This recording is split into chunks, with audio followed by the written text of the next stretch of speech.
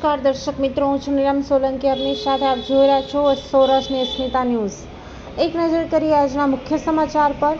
યુદ્ધની પરિસ્થિતિ પર જિલ્લા વહીવટી તંત્રની ચાંપતી નજર. જિલ્લા collector Shri Ketan Thakkar, municipal commissioner Shri D N. Modi, police અધિક્ષક શ્રી પ્રેમસુખ ડેલુ સહિતના ઉચ્ચ અધિકારીઓ ડિઝાસ્ટર કંટ્રોલ રૂમ ખાતે હાજર. જિલ્લા ડિઝાસ્ટર કંટ્રોલ રૂમ ખાતે જિલ્લા collector Shri Ketan Thakkar, municipal commissioner Shri D N. Modi, police અધિક્ષક શ્રી પ્રેમસુખ ડેલુ, નિવાસી અધિક કલેક્ટર શ્રી બી.એન. ખેર, નાયક municipal commissioner Shri Zala, chief fire officer Shri K Bishnoi સહિતના ઉચ્ચ અધિકારીઓ હાલની યુદ્ધની પરિસ્થિતિ પર સતત ચાંપતી નજર રાખી રહ્યા છે.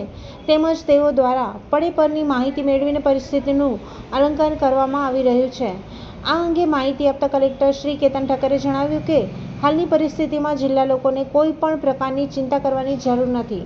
વહીવટી તંત્ર સંપૂર્ણપણે સજ્જ અને પરિસ્થિતિને નિયંત્રણમાં રાખવા માટે તમામ જરૂરી પગલાં ભરી રહ્યું છે. સાથે જ તેમણે લોકોને કોઈ પણ પ્રકારની ખોટી અફવાથી ન ભરવામાં તેમજ તંત્ર દ્વારા અપાતી સત્તાવાર માહિતીને અનુસરવા અનુરોધ કર્યો હતો.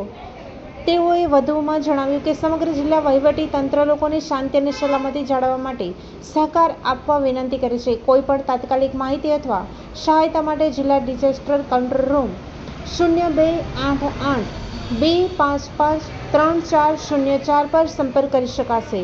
રિપોર્ટર પ્રવીણ ચાવડા, જામનગર. જામનગર જિલ્લામાં ગઈકાલે મોક ડ્રીલની કવાયત બાદ આજરોજ જે ભારત અને પાકિસ્તાન વચ્ચે યુદ્ધની સ્થિતિનું જે નિર્માણ થયું છે, ત્યારબાદ જિલ્લાના તમામ ઉચ્ચ અધિકારીઓ અત્યારે કંટ્રોલ રૂમમાં ઉપસ્થિત છે. કંટ્રોલ રૂમમાંથી સમગ્ર જિલ્લાની તમામ કામગીરીનું નિરીક્ષણ થઈ રહ્યું છે. જામનગર જિલ્લા માટે અત્યારે કોઈ ગંભીરતાની કે કોઈ ચેતવણીની વાત નથી. તમામ જનતાને શાંતિ રાખવા અને સરકારી માધ્યમો ઉપર જ ભરોસો રાખવા માટેની અપીલ કરવામાં આવે છે. જિલ્લા વહીવટીતંત્ર, જિલ્લા પોલીસ તંત્ર, જિલ્લા મહાનગરપાલિકાનું તંત્ર તમામ કોઈપણ પરિસ્થિતિને પહોંચી વળવા માટે સજ્જ છે.